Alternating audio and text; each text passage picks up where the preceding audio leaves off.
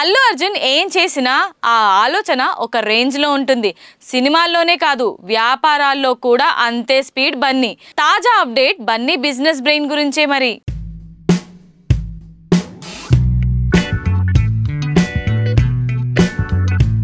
Icon star Allu Arjun ఇప్పటికే హైదరాబాద్లో Asian వారితో కలిసి సత్య థియేటర్ని తీసుకుని ఏషియన్ వారితో AAA మల్టీప్లెక్స్గా మార్చేసి అందుబాటులోకి తీసుకొచ్చారు. అమీర్పేట సెంటర్ కావడంతో ఈ మల్టీప్లెక్స్ థియేటర్స్కి ఫుల్ డిమాండ్ ఉంది. మహేష్ బాబు ముందుగా మల్టీప్లెక్స్ థియేటర్స్ బిజినెస్లోకి అడుగు పెడితేనే అతని దారిలో అల్లు అర్జున్ వచ్చాడు. వీరి దారిలో రవితేజ, విజయ్ దేవరకొండ కూడా మల్టీప్లెక్స్ థియేటర్స్ని స్టార్ట్ చేస్తున్నారు.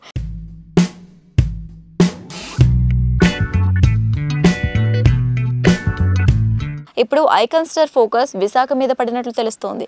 ఏపీలో శరవేగంగా అభివృద్ధి చెందుతున్న నగరంగా విశాఖపట్నం ఉంది. ఇప్పటికే మల్టీప్లెక్స్లు, షాపింగ్ మాల్స్ అక్కడ వెలిసాయి.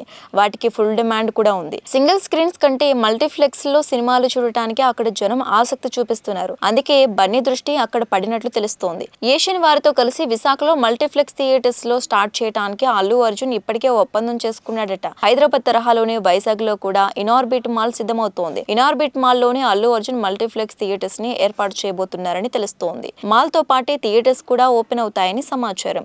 ఇనార్బిట్ మాల్ ఓపెన్ అయితే దానికి పబ్లిక్ తాకిడి అధికంగానే ఉంటుంది.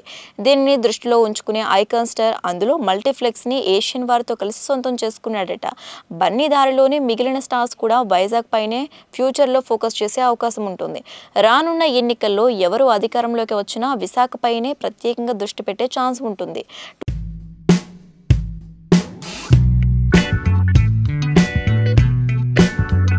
టూరిజం పరంగా ఏపీకి ఉన్న అట్రాక్టివ్ సిటీ విశాఖపట్నం. విశాఖ జిల్లాల్లో గోవా తరహాలో బీచ్ టూరిజం అభివృద్ధి చెందడానికి అవకాశం ఉంటుంది. అలాగే ఏకో టూరిజంకి కావలసినంత స్కోప్ అరకు, పాడేరు, బుర్రా క్యాప్స్, లంబసింగి లాంటి అటవీ ప్రాంతాలలో అవకాశం ఉంది. త్వరలో ఇంటర్నేషనల్ ఎయిర్పోర్ట్ కూడా ప్రారంభం కానుంది. ఇవన్నీ కూడా విశాఖలో మల్టీప్లెక్స్ కి డిమాండ్ పెరిగేలా చేస్తున్నాయి.